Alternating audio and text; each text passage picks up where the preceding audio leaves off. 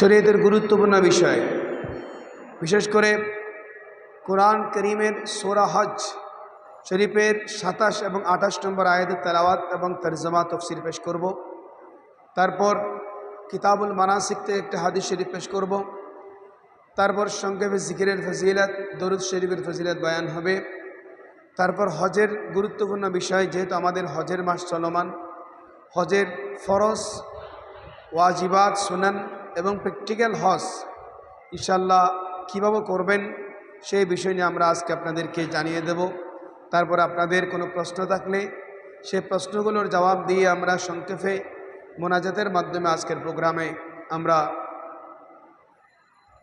শেষ করার চেষ্টা করব। সম্মানিত হাজিরিন, আসুন আমরা শুরু করছি কালাম পাক থেকে সূরা হজ 17তম পারা, সূরা হজের 27 এবং 28 নম্বর আয়াতের তেলাওয়াত, তরজমা, তাফসীর। আউযু বিল্লাহি মিনাশ শাইতানির রাজীম। বিসমিল্লাহির রাহমানির রাহিম।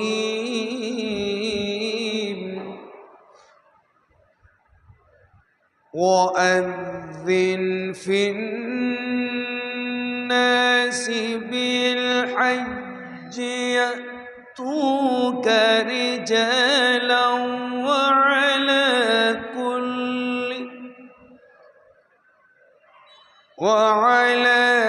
كل ضامر يأتين من كل فج عميق ليشهدوا منافع لهم ويذكروا اسم الله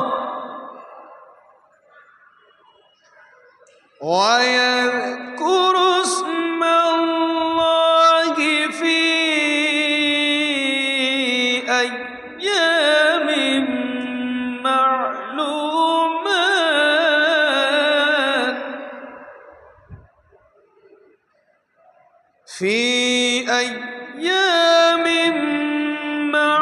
معلومات على ما رزقهم بهيمة الأنعام فكلوا منها وأطعموا البائس الفقير صدق الله العظيم وصدق رسوله النبي الحبيب الكريم।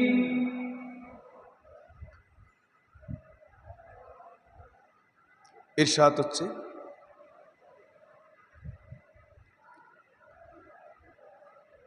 বিতাড়িত শয়তান থেকে আল্লাহ রাব্বুল আলামিনের নিকট আশ্রয় প্রার্থনা করছি।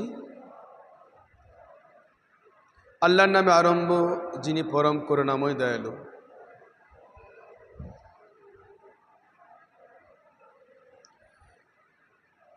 এবং মানুষের মধ্যে হজের সাধারণ ঘোষণা করে দাও, তারা তোমার নিকট উপস্থিত হবে পদব্রজে ও প্রত্যেক ক্ষীণকায় উটনির পিঠে করে, যার দূর দূরান্তের পথ থেকে আসে, যাতে তারা আপন আপন উপকার পায় এবং আল্লাহর নাম নেই জ্ঞাত দিনগুলোতে। এর উপর যে তাদেরকে জীবন উপকরণ রূপে প্রদান করেছেন বাকশক্তিহীন চতুষ্পদ জন্তু, অতঃপর তা থেকে তোমরা আহার করো এবং বিপদগ্রস্ত দরিদ্রকে আহার করাও। আল্লাহ রাব্বুল আলামিন আহকামুল হাকিমিন সত্য বলেছেন। আল্লাহর হাবিব আল্লাহর নবী মুহাম্মদ রাসূলুল্লাহ সাল্লাল্লাহু তাআলা আলাইহি ওয়াসাল্লাম তিনিও সত্য বলেছেন। সম্মানিত হাজিরিন, সূরা হজ কুরআন কারীমের 114টি সূরার মধ্যে একটি সূরা হচ্ছে সূরাতুল হজ। 27 নং আয়াতের মধ্যে 3টা তাফসীর রয়েছে। এক নম্বর হচ্ছে আল্লাহ রাব্বুল আলামিন হাকামুল হাকিমিন হযরত ইব্রাহিম খলিলুল্লাহ আলাইহিস সালামকে হজের ঘোষণা দেওয়ার জন্য নির্দেশ দিয়েছেন। ইব্রাহিম খলিলুল্লাহ আলাইহিস সালাম বললেন, ইয়া রাব্বুল আলামিন হাকামুল হাকিমিন, আমি যদি হজের ঘোষণা দিই, চিৎকার করে বলি, 10-20 হাত মানুষ শুনতে পাবে, সারা বিশ্বের প্রত্যন্ত অঞ্চলের মানুষ, সারা বিশ্বের মানুষ কিভাবে শুনবে? আল্লাহ জাল্লা শান ঘোষণা দিয়েছেন। উনি বললেন, মা ইয়াবলুগু সাউতি, ইয়া রাব্বুল আলামিন, আমার আওয়াজ কিভাবে পৌঁছবে? আল্লাহ জাল্লা শানু বললেন, আলাইকাল আযান ওয়া আলাইনাল বালাগ। ইব্রাহিম, তোমার কাজ হচ্ছে ঘোষণা করা, ঘোষণা দেওয়া, আহ্বান করা, সে আওয়াজ পৌঁছানোর দায়িত্ব আমি আল্লাহ সুবহানাহু ওয়া তাআলা। সুবহানাল্লাহ। হযরত ইব্রাহিম খলিলুল্লাহ আলাইহিস সালাম জবল আবু কুবাইস পাহাড়, যেটা বর্তমান সাফা মারওয়া পাহাড়ের পার্শ্ববর্তী যে বিশাল সৌদি রাষ্ট্রীয় ভবন, সেই ভবনে জবল আবু কুবাইস পাহাড়, সে পাহাড়ে জান্নাত থেকে যে পাথর এসেছিল মাকাম ইব্রাহিম, সে পাথরের উপর দাঁড়িয়ে ইব্রাহিম খলিলুল্লাহ আলাইহিস সালাম ঘোষণা দিলেন, ইয়া আইয়ুহান নাস ইন্না রাব্বাকুম কদ বানা লাকুম বাইতান। হো মানব জাতি, আল্লাহ আজ্জা ওয়া জাল্লা তোমাদের রব তোমাদের জন্য একটা ঘর তৈরি করেছেন। ওয়া কাতাবা আলাইকুমুল হজ ফাজিবু রাব্বাকুম, সে ঘরের হজ তোমাদের উপর ফরজ করেছেন, তোমরা সে আল্লাহ ডাকে সাড়া দাও। জুড়ে বলি সুবহানাল্লাহ। আল্লাহ জাল্লা শানহু নির্দেশনা মোতাবেক ইব্রাহিম খলিলুল্লাহ আলাইহিস সালাম যখন এই ঘোষণাটা দিলেন, তাফসীরের মধ্যে এসেছে, আলেমে আরওয়ার মধ্যে যারা ছিল,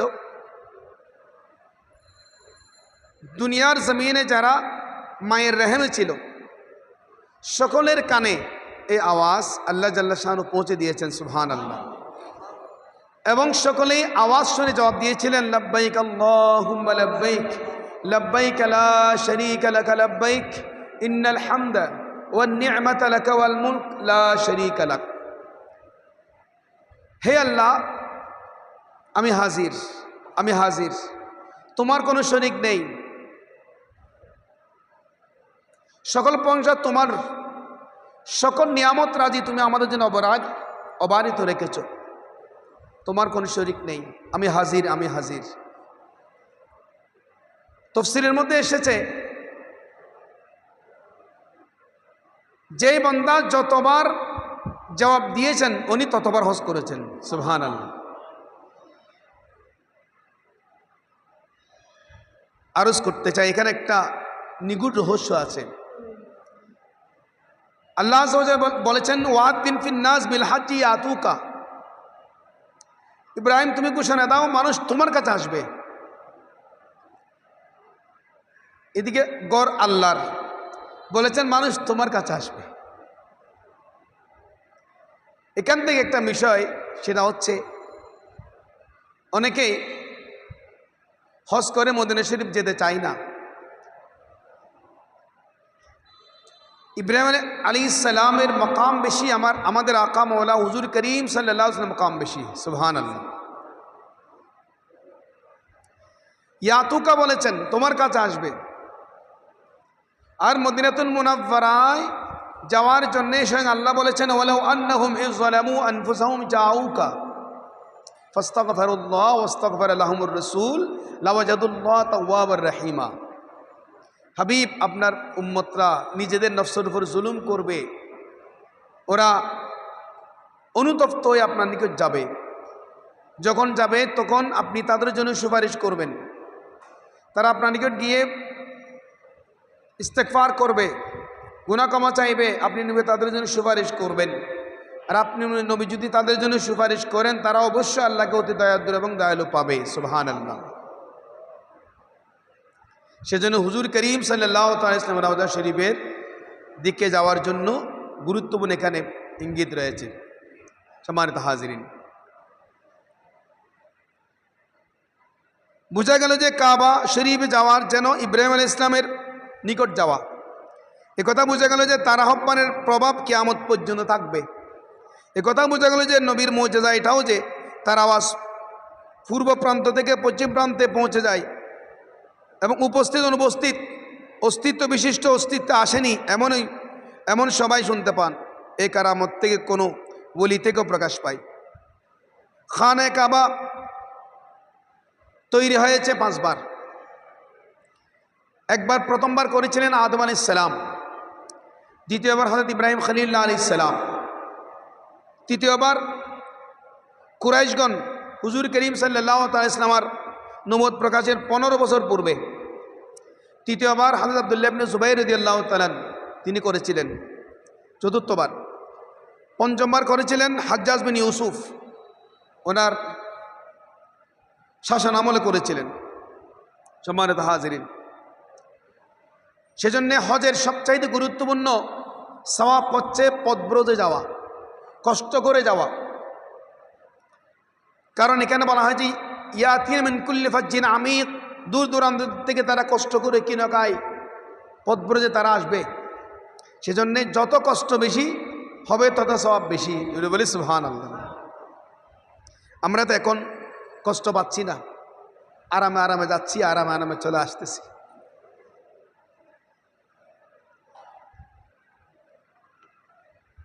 আঠাশ নম্বর আয়াতের মধ্যে তাফসীর রয়েছে 3টা। হজে দিন উপকার আছে, দিনী এবং দুনিয়াবি দুটো উপকার রয়েছে। ব্যবসায়িক কাজ কারবার, ভ্রমণজনিত ভাড়া ইত্যাদি হচ্ছে দুনিয়াবি উপকার। হজের মধ্যে ব্যবসায়িক কাজকর্ম আছে, কাজ কারবারও আছে, ভ্রমণজনিত ভাড়া ইত্যাদি হচ্ছে দুনিয়াবি উপকার। আর মাগফিরাত, পাপরাশি থেকে পবিত্রতা এবং ইবাদত হচ্ছে দ্বীনি উপকার। সুবহানাল্লাহ। কুরবানির পশু জবের সময় 10 থেকে 12 জিলহজ এবং এর বিকেল পর্যন্ত তাকবীর বিসমিল্লাহু আকবার পড়বে। এখানেও এই জিকির মানে তালবিয়া লাব্বাইক নয়, কেননা তালবিয়া জামরায়ে আকাবার রামির পূর্বক্ষণে সমাপ্ত হয়ে যায়। সুবহানাল্লাহ। এখান থেকে কয়েকটা মাসালা এসেছে। কুরবানি যারা হজে কিরান করবেন, তামাত্তু করবেন, ওনাদের কোরবান পশু হাদি জবাকৃত পশু নিজেও খেতে পারে, কিন্তু কাফারা হিসেবে জবাকৃত পশুর গোশত নিজে খেতে পারে না। হজে কিরান এবং তামাত্তুকারী কেউ যদি কুরবানি করে সেটার গোশত খেতে পারবেন, যদি কাফারা দেয় তখন কিন্তু খেতে পারবে না। আরেকটা মাসালা, উত্তম হচ্ছে যে কুরবানির গোশত সবটি নিজে খাবে না। 3, এই গোশত পুরোটা দান করে দেওয়া উচিত নয়, বরং কিছুটা আহার করবে আর কিছুটা খায়রাত দান করে দেবে। জোরে বলি সুবহানাল্লাহ। আমার হাজিরিন, আমরা সূরা হজের 27 এবং 28 নম্বর আয়াতের তেলাওয়াত তরজমা তাফসীর শুনলাম। এবার আসুন হাদিস শরীফ থেকে আমরা জানতে পারি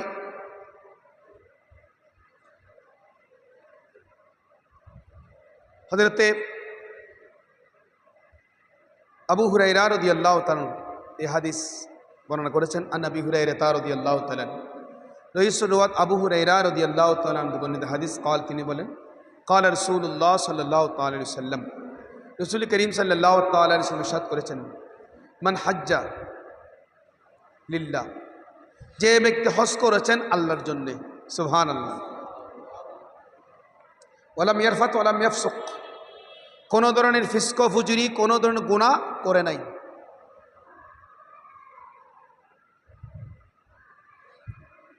গুনাহ যখন করে নাই উনি এমন হয়ে যাবে ফওয়ালাত উম্মুহু, যেমন সদ্য মায়ের গর্ভ থেকে মুষ্ট হয়েছে। বলি সুবহানাল্লাহ। রজা কায়মিন ওয়ালাদাতু উম্মুহু, এমন হবে যেমন সদ্য মায়ের গর্ভ থেকে ভূমিষ্ঠ হয়েছে, এরকম মাসুম হয়ে যাবে। জুড়ে বলি সুবহানাল্লাহ। তাহলে হজের গুরুত্বপূর্ণ বিষয় হচ্ছে 1 নম্বর লিল্লাহিয়ত, আল্লাহকে দেখানোর জন্যে, আল্লাহ আযজা ওয়া জাল্লাকে রাজি করার জন্যে, রেজা ইলাহি অর্জন করার জন্যে, আল্লাহর সন্তুষ্টি অর্জন করার জন্যে। এখন আমাকে বলেন, তাওয়াফ করছি, ফেসবুক, সেখানে সেলফি, আল্লাহর ঘর খানায়ে কাবা গিয়ে তাওয়াফরত অবস্থায় ভিডিও ছাড়তেছি, তাওয়াফ করতেছি ভিডিও ছাড়তেছি, সাফা মারওয়া সাই করে ভিডিও ছাড়তেছি, এগুলো পরে হজ করতে গেলাম, এগুলি কি হবে? এখন আপনি অনলাইনে ঢুকেন, ওখান থেকে সরাসরি লাইভ দেওয়া হচ্ছে, ওনারা সেখান থেকে। এখন এটার মধ্যে লিল্লাহিয়ত আছে কিনা? প্রথম শর্ত লিল্লাহি ওয়ালিল্লাহ, আল্লাহর জন্য, আল্লাহকে রাজি করার জন্য। এটা কি হয়ে গেল? এখন রিয়া। কি হয়ে গেল? রিয়া হয়ে গেল, দেখানো। দেখানো যখন হয়ে যায় তখন সেটার মধ্যে আর কোনো সওয়াব থাকে না।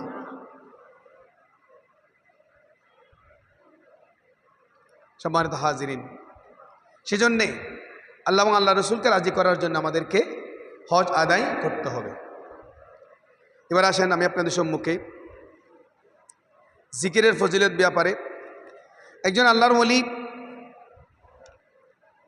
হযরতে শেখ সৈয়দ আহমদ কবির রফাই রহমতুল্লাহ আলাই, তিনি বলেন, তোমাদের সর্বদা আল্লাহর জিকির করা উচিত, কেননা আল্লাহর জিকির হলো আল্লাহ পর্যন্ত পৌঁছার একমাত্র চাবিকাঠি। জুড়ে বলি সুবহানাল্লাহ। আল্লাহ রাব্বুল আলামিন পর্যন্ত পৌঁছার একমাত্র চাবিকাঠি হচ্ছে আল্লাহর জিকির।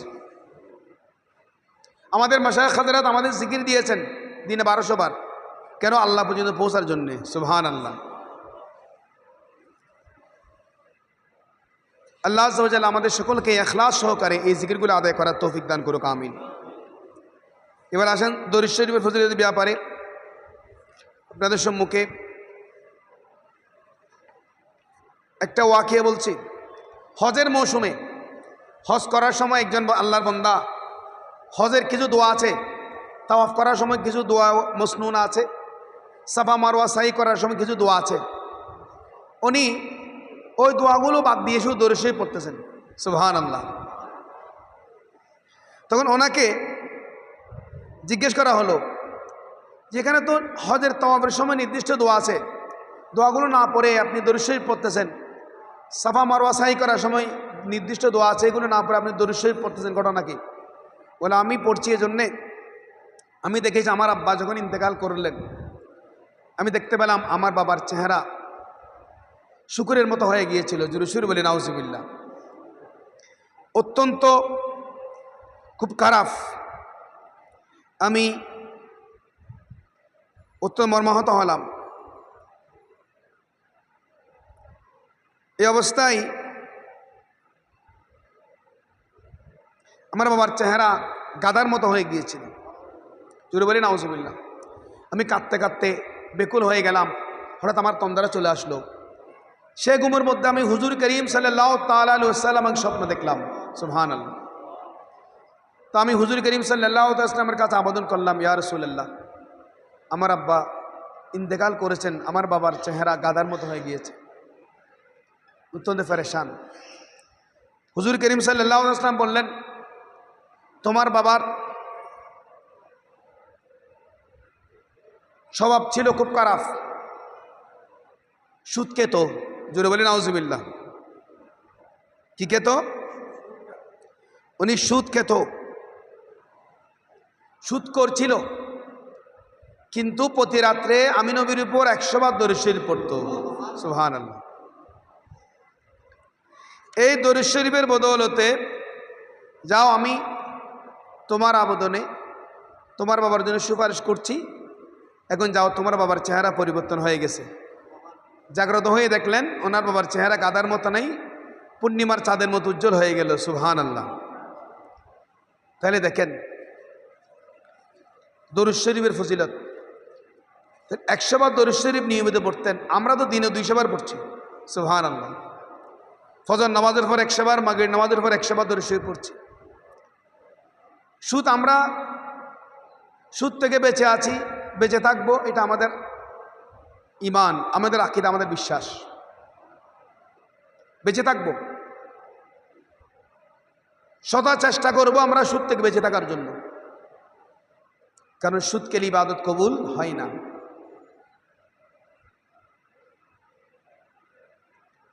আল্লাহ আযজা ওয়া জাল্লা আমাদেরকে মাশায়েখ হযরতের দেওয়া নিয়ামত এই দরুদ শরীফগুলো কন্টিনিউ আদায় করার তৌফিক দান করুক, আমিন। দরুদ শরীফের বিশাল সম্ভার মজমুআয়ে সালাওয়াত রাসূল আমাদের কাছে আছে, বাংলা অনুবাদ হয়েছে।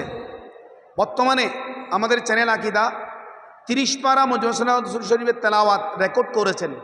ওনারা ইতিমধ্যে 27 পারা পর্যন্ত অলরেডি অনলাইনে প্রচার করেছেন। সুবহানাল্লাহ। পুরো মজমুআয়ে সালাওয়াত রাসূল সাল্লাল্লাহু আলাইহি ওয়াসাল্লাম তেলাওয়াত 30 পারা অলরেডি 27 পারা পাবলিশ হয়ে গেছে, আর 3 পারা বাকি আছে, এগুলো করবেন। আপনারা অনলাইনে চ্যানেল আকীদায় দেখতে পাবেন কোরআন শরীফের তেলাওয়াতের মতো মজমুআয়ে সালাওয়াত রাসূল শরীফের তেলাওয়াত। সুবহানাল্লাহ। আল্লাহ জাল্লা শানহু আমাদেরকে এই তেলাওয়াতগুলো শুনে ঈমানে জজবা এবং হুজুর করিম সাল্লাল্লাহু আলাইহি ওয়াসাল্লামের শাফাআতে কুবরা অর্জন করার তৌফিক দান করুক, আমিন। সম্মানিত হাজিরিন, এবার আসুন আমাদের হজের গুরুত্বপূর্ণ বিষয়। হজের 3টা ফরজ। কয়টা ফরজ? 3টে ফরজ। ভালো করে খেয়াল করুন। 1 নম্বর ফরজ হচ্ছে এহরাম পরিধান করা। এহরাম পরিধান করা হচ্ছে 1 নম্বর ফরজ। এহরাম কোত্থেকে পরিধান করবেন? মিকাত থেকে। মিকাতের আগে আমাদের মিকাত হচ্ছে ইয়ালামলাম, পাহাড়ের আগে থেকে আমাদেরকে এহরাম পড়তে হয়। মক্কা শরীফে প্রবেশ করতে গেলে আমাদেরকে এহরাম পরে প্রবেশ করতে হবে। 1 নম্বর ফরজ। 2 নম্বর ফরজ হচ্ছে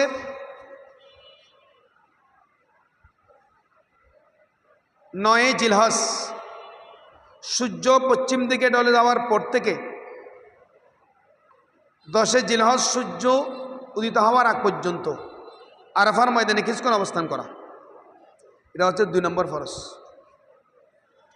3 নম্বর ফরজ হচ্ছে আল্লাহর ঘর খানায়ে কাবা তাওয়াফ করা। 10 তারিখ থেকে শুরু করে 12 তারিখ সূর্য ডুবার আগ সময়ের মধ্যে এই ফরজ তওয়াফ আদায় করতে হবে। এই ফরজ তওয়াফ যদি করতে না পারেন আপনার হজ হবে না, আপনাকে পরবর্তী বছর আবার হজ করতে হবে। এই 3টা ফরজ থেকে একটা ফরজ যদি বাদ হয়ে যায়, মনে রাখবেন 1 নম্বরে এহরাম পরিধান করা, 2 নম্বর উকুফ আরাফা, আরাফার ময়দানে অবস্থান করা, 3 নম্বর হচ্ছে তাওয়াফে জিয়ারত, আল্লাহর ঘর খানায়ে কাবা তাওয়াফ করা। এটা হচ্ছে 3 নম্বর ফরজ। এই 3টা ফরজ আমাদের আদায় করতে হবে। এবার আসেন 6টা ওয়াজিব। ওয়াজিব হচ্ছে 6টা। 1 নম্বর, আরাফার ময়দান থেকে নামাজে মাগরিবের সময় হবে, নামাজ মাগরিব পড়া যাবে না, সূর্য ডুববে, ওয়াক্ত হবে, নামাজ পড়া যাবে না। মুজদালিফায় গিয়ে রাত যখন হয় ওটাই আপনার নামাজে মাগরিবের সময়, নামাজে এশার সময়। মুজদালিফায় রাত্রে অবস্থান করা, এটা 1 নম্বর ওয়াজিব। মুজদালিফায় রাত্রে অবস্থান করা 1 নম্বর ওয়াজিব। তো মুজদালিফায় অবস্থান করে কি করবেন? সেখানে নামাজে মাগরিব এবং ঈশা আদায় করবেন। আদায় করে আর সারা রাত কোনো নামাজ নাই, কোনো তাহাজ্জুদ নাই, সারা রাত ঘুমাবেন। শুধুমাত্র 59টা পাথর, ছোটো ছোটো পাথর, সোনাবুটের চাইতেও অত পরিমাণ হলে চলবে। সুন্দর করে 59টা পাথর গুনে খুঁজে নেবেন, ওখানে প্রচুর পাথর আছে। পাথরগুলো নিয়ে পরিষ্কার করে ধুয়ে একটা থলের মধ্যে আপনি রাখবেন। এগুলো দ্বিতীয় ওয়াজিবের মধ্যে লাগবে। প্রথম ওয়াজিব অবস্থান করলেন মুজদালিফা সারা রাত, ফজরের নামাজ রাত্রিবেলাগুলো তৈরি করে রাখবেন। সকালবেলা ফজর নামাজ পড়ে আকাশ পরিষ্কার হওয়ার সাথে সাথে রওনা দেবেন। কোথায়? জামরাতে। জামরাতে 10 তারিখ জোহরের নামাজের আগে বড় শয়তানকে পাথর মারা, 7টা কঙ্কর মারা, এটা হচ্ছে 2 নম্বর ওয়াজিব। 10 তারিখ বড় শতানকে জোহরের আগে, 11 তারিখ বড় মেজো ছোটো তিনোটাকে জোহরের পরে পাথর মারা, 3 সাথে 21টা। আবার 12 তারিখ জোহরের পরে তিনোটাকে পাথর মারা, 3 সাথে 21টা। পাথর মারা কি ওয়াজিব। তাহলে কয়টা ওয়াজিব গেল? 2টা। 1 নম্বর ওয়াজিব মুজদালিফা অবস্থান করা, 2 নম্বর 10 তারিখ 11 তারিখ 12 তারিখ জামরাতে শয়তানকে পাথর মারা, এটা 2 নম্বর ওয়াজিব। 3 নম্বর ওয়াজিব তাও 10 তারিখ বড় শয়তানকে পাথর মারার পর কুরবানি দেওয়া,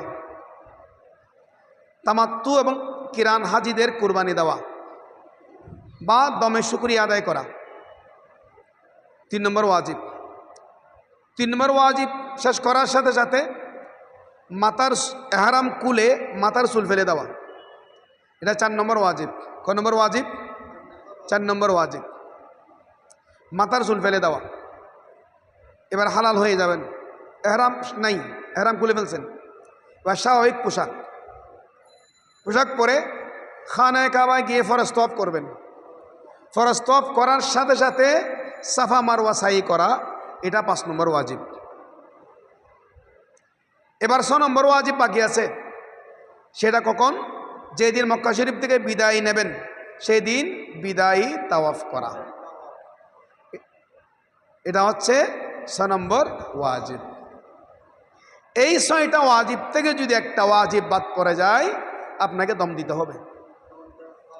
একটা ছাগল বা দুম্বা আপনাকে দম দিতে হবে, কুরবানি দিতে হবে। এই 6টা ওয়াজিব। এবার আসেন 9টা সুন্নত। 9টা কি সুন্নত, এগুলো ভালো করে খেয়াল করুন। যারা কিরান হজ এবং ইফরাত হজ করবেন ওনারা সর্বপ্রথম খানায়ে কাবায় গিয়ে কিরান হাজি যারা ওনারা তো উমরা করবেন, হারাম খুলবেন না, মাথার চুল ফেলবেন না, ওই উমরা করবেন, মাথার চুল ফেলবেন না, এহরাম খুলবেন না, ওই এহরামে থাকবেন। ইফরাতকারীরা উমরা করবে না, শুধু হজ করবে। ওরা আল্লাহর ঘর খানায়ে কাবায় গিয়ে সর্বপ্রথম তাওয়াফে কুদুম করা, তাওয়াফে কুদুম করা 1 নম্বর সুন্নত। 2 নম্বর তাওয়াফে কুদুম করার সময় রমল করা। রমল মানে লাফিয়ে লাফিয়ে দূরে দূরে চলা। যদি এতে রমল করা না হয় তবে অন্তত তাওয়াফে জিয়ারত বা তাওয়াফে বিদায়ের মধ্যেও এই রমলটা করতে হবে। রমল করার সময় ইদিতিবা একটা মাসালা, আপনার গায়ের যে চাদর ডান বগলের নিচ দিয়ে বাম কাঁধের উপর তুলে দেবেন, এটা ইদিতিবা বলা হয়। প্রথম 3 তাওয়াফে, 4র্থ তাওয়াফে স্বাভাবিক 2 কাঁধের উপর কাপড় থাকবে। 2 নম্বর সুন্নত। 3 নম্বর সুন্নত হচ্ছে 7 তারিখ মক্কাতুল মুআজ্জামায় খানায়ে কাবায় ফজরের নামাজের পরে খতিবের মাধ্যমে খুতবা শ্রবণ করা। 9 তারিখ মসজিদে নামরা আরাফার ময়দানে খতিবের খুতবা শোনা। 11 জিলহজ মিনার মধ্যে ফজর নামাজের পর খতিবের খুতবা শোনা, এটা সুন্নত। 3 নম্বর সুন্নত। 4 নম্বর 8 জিলহজ দিবাগত রাত মিনা অবস্থান করা, 5 ওয়াক্ত নামাজ মিনার তাবুতে পড়া। একেবারে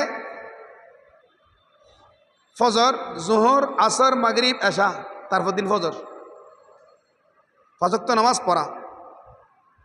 5 নম্বর 9 জিলহজ সূর্যোদয়ের পরে আরাফাতের দিকে রওনা হওয়া। 6 নম্বর সুন্নত ইমামের পরে আরাফাতের ময়দান থেকে প্রত্যাবর্তন করা, ইমামের পরে যাওয়া। 7 নম্বর সুন্নত আরাফাত থেকে প্রত্যাবর্তনের পর রাতে ফজর হওয়া পর্যন্ত মুজদালিফা অবস্থান করা। 8 নম্বর সুন্নত আরাফাতে গোসল করা। 9 নম্বর মিনায় অবস্থানকালে সেখানে রাত্রি যাপন করা। তো মিনায় আপনাকে 8 তারিখ সম্পূর্ণ থাকতে হবে, 10 তারিখ রাত্রেও থাকতে হবে, 11 তারিখ রাত্রেও থাকতে হবে। 12 তারিখ রাত্রে থেকে আপনি শয়তানকে পাথর মেরে ওকে স্থান ত্যাগ করবেন। কেউ যদি 12 তারিখ শয়তানকে পাথর মেরে মিনার সীমানা অতিক্রম করতে না পারেন, আপনাকে 12 তারিখ আবার থাকতে হবে। 13 তারিখ আবার 3 শয়তানকে পাথর মেরে আসতে হবে। সেজন্যে 9টা সুন্নত, 6টা ওয়াজিব। সুন্নত বাদ পড়লে কোনো অসুবিধা নাই, কোনো দম দিতে হবে না, সব থেকে মাহরুম হবেন। ওয়াজিব তরক হলে দম দিতে হবে। জি, এবার আসেন হজের কার্যক্রম। হজ 3 প্রকার: হজে কেরান, হজে তামাত্তু, হজে ইফরাত। ইফরাত শুধু এহরাম পরে যাবেন, হজ করবেন, 8 তারিখ থেকে কার্যক্রম শুরু হবে। আর কিরান হচ্ছে এখান থেকে এহরাম পরে যাবেন, উমরা করে এহরাম খুলবেন না, আপনি মাথার চুলে ফেলবেন না, ওই এহরাম থাকবে। আল্লাহর ঘর, খানায় কাবা, তাওয়াফ, সাফা মারওয়া সাই, মাথার চুল ফেলবেন না, ওই এহরাম থাকবেন, হজ করবেন। আবার 8 তারিখে হজ কার্যক্রম শুরু হবে। তামাত্তু এখান থেকে গিয়ে উমরা করলেন, উমরা করার পর এহরাম করে ফেলবেন, আবার 8 তারিখ আবার এহরাম পরে আবার হজের কার্যক্রম শুরু করবেন। এবার আসেন 8 তারিখ কার্যক্রম শুরু হবে। কাফেলা আপনাকে মিনার তাঁবুতে নিয়ে যাবেন, সেখানে 5 ওয়াক্ত নামাজ পড়বেন। নামাজ পড়ে 9 তারিখ সকালবেলা আপনাকে গাড়িতে করে আরাফাতের ময়দানে নিয়ে আসবেন। আরাফাতের ময়দানে এসে আপনি গোসল করবেন, সুন্নত। গোসল করে সেখানে অবস্থান করবেন, সেখানে সকল প্রকার ইবাদত বন্দি করবেন। কারণ আরাফার ময়দানে সেই দিন সকল আম্বিয়া আলাইহিস সালাম, সকল সাহাবায়ে কেরাম, সকল আউলিয়া কামিলিন, শুহাদায়ে কেরাম সকল হাজির হন। সুবহানাল্লাহ। সেখানে দোয়া কবুল হয়। এবং হুজুর করিম সাল্লাল্লাহু আলাইহি ওয়াসাল্লাম ইরশাদ করলেন, আল্লাহ তাআলা দোয়া করেছিলেন, আল্লাহুম্মা গফিরিল হাজ ওয়া লিমান ইস্তাগফারা লাহুল হাজ। আল্লাহ, তুমি হাজিদের ক্ষমা করে দাও। আল্লাহ, হাজিরা যাদের জন্য গুনাহ ক্ষমা চাই তাদের ক্ষমা করে দাও। সুবহানাল্লাহ। সেজন্য আরাফার ময়দানে যখন হাজি হাত তুলবে, যা হাজি যাদের জন্য দোয়া করবে, আল্লাহ ওনাদের ফরিয়াদ কবুল করবেন। আমার দয়ালেও দোয়া করেছেন। আরাফার ময়দানে যাওয়ার পর ওনার সারা জীবন গুনাহ সব মাফ হয়ে গেল। সুবহানাল্লাহ। কেউ যদি আরাফাতের ময়দান থেকে ফিরে এসে বলে আমার গুনাহ মাফ হয় নাই, সাথে সাথে ইমান চলে যাবে, সাথে সাথে ইমান ক্যান্সেল। আরাফার ময়দান থেকে আসার সাথে সাথে গুনাহ মাফ, কোনো গুনাহ নাই। আরাফার ময়দানে অবস্থান করবেন, গোসল করবেন, তাঁবুর মধ্যে থাকবেন। মসজিদে নবীর আশেপাশে হলে বা জামাত মিলিয়ে পড়বেন, না আপনি তাঁবুর মধ্যে, ওখানে নামাজ হবে, বয়ান হবে, জিকির হবে, দোয়া হবে একেবারে মাগরিব পর্যন্ত। সূর্য ডুবে গেলে তার ওখান থেকে রওনা দেবেন মুজদালিফায়। মুজদালিফায় রাত যখন পৌঁছেন, মুজদালিফায় কোনো খোলা ময়দান যায় না, আপনার চাদর বিছিয়ে সেখানে নামাজ, মাগরিব নামাজ এসে পড়েন। প্রচুর বাথরুম আছে মুজদালিফায়। তারপর ফতর খুঁজে নেবেন, শুকনা খাবার খেয়ে আপনি ঘুমিয়ে যাবেন খোলা আকাশের নিচে। আল্লাহর স্পেশাল মেহেরবানি, দয়া বান্দার উপর। সকালবেলা ফজর উদিত হওয়ার সাথে সাথে উঠবেন, নামাজ ফজর বা জামাত আপনারা পড়বেন। নামাজ পড়ে আকাশ পরিষ্কার হয়ে গেলে সেখান থেকে রওনা দেবেন জামরাতে। বড় শয়তানকে পাথর মারবেন, পাথর মেরে আপনি কুরবানি দেবেন। কুরবানির মেসেজ চলে আসবে, না হয় টাকা জমা দিলে মেসেজ আসলে মাথার চুল ফেলে দেবেন। সব ওখানে হাল্লাক রয়েছে, নাফিত রয়েছে, মাথার চুল ফেলে দেওয়ার পরে এবার আপনি চাইলে যদি শরীর যদি সুস্থ থাকে আপনি অবস্থান করবেন, না হয় ফরজ তওয়াফ করার জন্য চলে যাবেন মক্কাতুল মুআজ্জামায়, ফরজ তওয়াফ করে আসবেন, এসে আবার মিনার তাঁবুতে চলে আসবেন। অথবা 10 তারিখ যাবেন, না হয় 11 তারিখ সকালবেলা যাবেন, ফরজ তওয়াফ করে এসে 11 তারিখ বড় শয়তান, মেজর শয়তান, ছোট শয়তান সবাইকে পাথর মারতে হবে, 3 শয়তানকে। আবার 12 তারিখ 3 শয়তান পাথর মেরে আস্থান ত্যাগ করতে হবে, মক্কাতুল মুআজ্জামে আপনি চলে যাবেন। এ হচ্ছে হজের কার্যক্রম। তারপর যেদিন খানায়ে কাবা থেকে বিদায় নিয়ে আসবেন, সেদিন আপনি বিদায় তওয়াফ করে চলে আসবেন। এটা আমাদের কার্যক্রম। এখানে সবচাইতে হারাম পরিধান করা অবস্থায় আপনি সুগন্ধি ব্যবহার করতে পারবেন না। সুগন্ধি সাবান, পেস্ট দিয়ে দাঁত ব্রাশ করবেন না, মিসওয়াক ইউজ করবেন। কোনো জায়গায় চুলকাবেন না। যদি আপনার চুলকানোর কারণে একটা লোম পড়ে যায়, আপনাকে দম দিতে হবে। এমনি পড়ে গেলে ওটা অন্য অসুবিধা নেই, আপনার চুলকানির কারণে পড়ে গেলে হবে না। অনেক সময় দেখা যায় অনেক হাজি ভাইয়েরা এহরামের কাপড় পড়তে গিয়ে ওনার নাভির নিচে কাপড় চলে গেছে, নাভি দেখা যাচ্ছে, এটা সতর, নাভি তো সতর, ওনার খেয়াল নাই। তাহলে এটা আমাদের মাইন্ডে রাখতে হবে।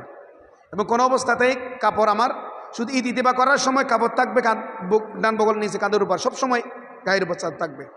উন্মুক্ত শরীর রাখবেন না, থাকা যাবে না। কোনো মাথার তো টুপি রাখা যাবে না। এবং কোনো পশু মারা যাবে না, কোনো মশা মাছে মারা যাবে না ওই এহরাম অবস্থায়। স্ত্রীর সাথে কোনো সাক্ষাৎ হবে না, কোনো কোলাগুলি আলিঙ্গন হবে না, এগুলো সম্পূর্ণ নিষিদ্ধ। এই বিষয়গুলো আমাদের মাইন্ডে রাখতে হবে। হজ অত্যন্ত ব্যয়বহুল, হজ অত্যন্ত কঠিন একটা ইবাদত। ইবাদতে মালি, ইবাদতে বদনী। এখানে শারীরিক এবং আত্মিক ইবাদত। এটার মধ্যে গুরুত্বপূর্ণ বিষয় হচ্ছে আল্লাহর মহব্বত ছাড়া আর কিছুই পাওয়া যায় না। সুবহানাল্লাহ। এত কঠিন কাজ কেউ করবে না। আল্লাহ আযজা ওয়া জাল্লা আমাদেরকে এই বিষয়গুলো অনুধাবন করার তৌফিক দান করুক, আমিন। এবং হুজুর করিম সাল্লাল্লাহু আলাইহি ওয়াসাল্লাম ইরশাদ করেছেন, তাবিউ বাইনাল হজ্জ ওয়াল উমরা, উম্মত তোমরা হজ এবং উমরা একসাথে করো। তেমন হজে কেরান তোমরা করো। কারণ হজে কেরান যদি করো কি হবে, তোমাদের রিজিক বেড়ে যাবে, তোমাদের গুনাহ মাফ হয়ে যাবে। জোরে বলি সুবহানাল্লাহ।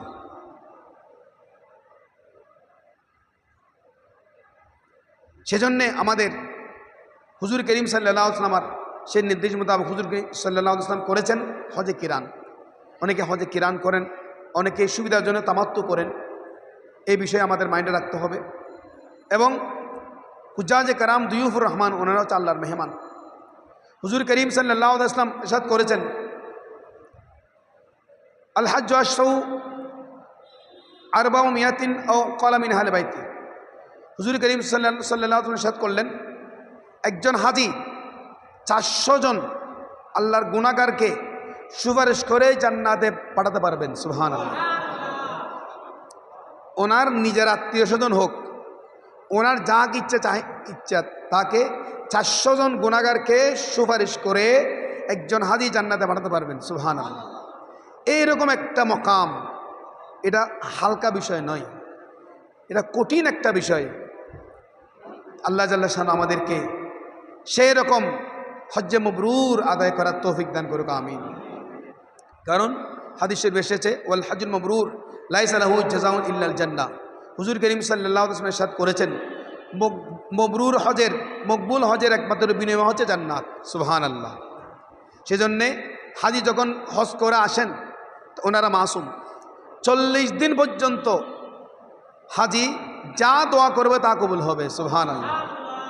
সেজন্য হাজি যখন আসবেন তখন হুজুর করিম সাল্লাল্লাহু আলাইহি ওয়াসাল্লাম ইরশাদ করেছেন, তোমরা হাজির সাথে মুসাফা করো, ওদেরকে দোয়া করতে বলো, ওরা দোয়া করলে তোমাদের তকদির পরিবর্তন হয়ে যাবে। সুবহানাল্লাহ।